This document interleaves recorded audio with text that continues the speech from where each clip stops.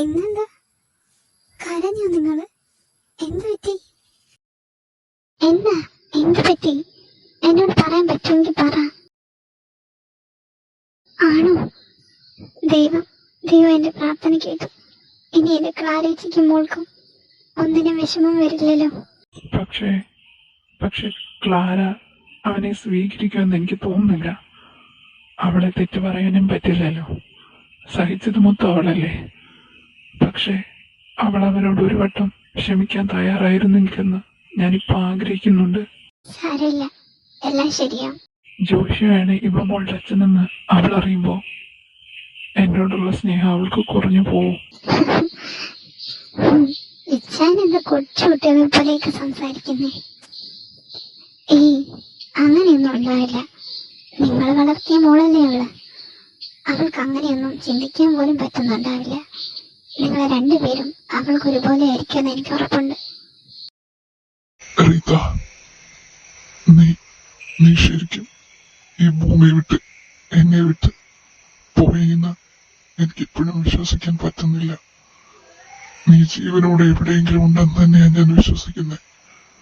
അതാണ് എന്നെ ജീവിക്കാൻ പ്രേരിപ്പിക്കുന്നത്. ഞാൻ എന്റെ ഗസ്റ്റ് ഹൗസിലാണ്, ആ ഫോറസ്റ്റിന്റെ അടുത്തുള്ള. വേണ്ട ഇങ്ങോട്ട് വരണ്ട. ഞാൻ പിന്നെ വന്ന് കണ്ടോളാം. ഇതിനെപ്പറ്റി നേരിട്ട് സംസാരിക്കുമ്പോൾ കൂടുതൽ പറയാം. ഓക്കെ ബൈ, ഞാൻ വിൽക്കൂ.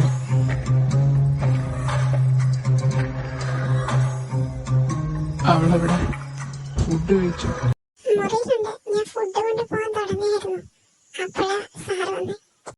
എന്നാനിങ്ങതാ, ഞാൻ കൊടുത്തേക്കാം.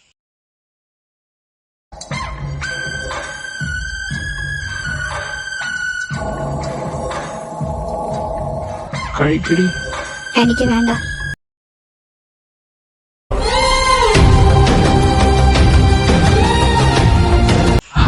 അങ്ങനെ പറയല്ലേ. നിന്റെ ശരീരത്തിന് സ്റ്റാമിന വേണ്ടേ? അതിനാ പറഞ്ഞേ കഴിക്കാൻ മര്യാദക്ക്. എനിക്ക് വേണ്ടെന്ന് പറഞ്ഞാ വേണ്ട. നിർത്തടി പോലെ. മര്യാദക്ക് ഇതിന്ന് കഴിച്ചോണം, അല്ലെങ്കിൽ നിനക്ക് അറിയാലോ നീ ഇന്ന് ഇന്നലെയോ അല്ല എന്റെ ഈ വീട്ടിൽ താമസിക്കാൻ തുടങ്ങിയതെന്ന്. എന്നെ നീ അന്ന് വിവാഹം കഴിച്ചിരുന്നെങ്കിൽ നിനക്ക് ഈ ഗതി വരുമായിരുന്നു റീത്ത. നിന്നെ ഞാനിവിടെ മഹാറാണിയെ പോലെ വാഴിച്ചേനെ. പക്ഷെ നിനക്ക് ഇങ്ങനെ ജീവിക്കാനായി പോയി വിധി.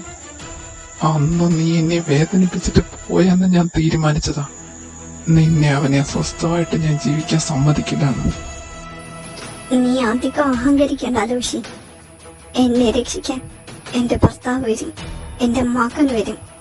അന്ന് നീ എന്നോട് ചെയ്തതിനും ഇപ്പൊ ചെയ്തോണ്ടിരിക്കുന്നതിനും കൊന്ന് കൊല വിളിക്കുന്നതിനെ അവര്. അന്ന് നീ ജീവന് വേണ്ടി യാചിക്കുന്നത് ഞാൻ എന്റെ കണ്ണുകൊണ്ട് കാണും. ഉറപ്പിച്ചോ നീ? മോള് നോക്കിയിരുന്നു, ഞാൻ കൊണ്ട് കാണിക്കാം.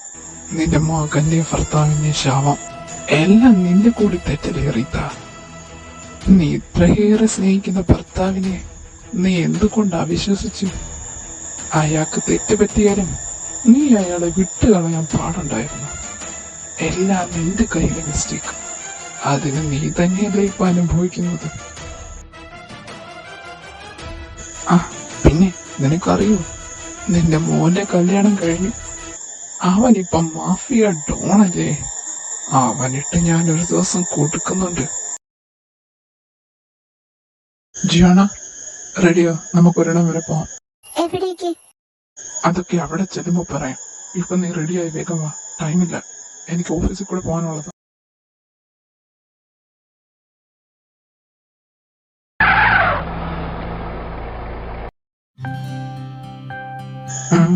എന്താ നോക്കുന്നേ? ഇറങ്ങ. നിനക്കല്ലേ നിന്റെ അച്ഛനെയും അമ്മയും കാണാഞ്ഞിട്ട് വിഷമം. ഇപ്പൊ സ്ഥലം എത്തിയപ്പോ എന്താ സ്റ്റക്കായിട്ടിരിക്കുന്നേ? വേഗം ഇറങ്ങ.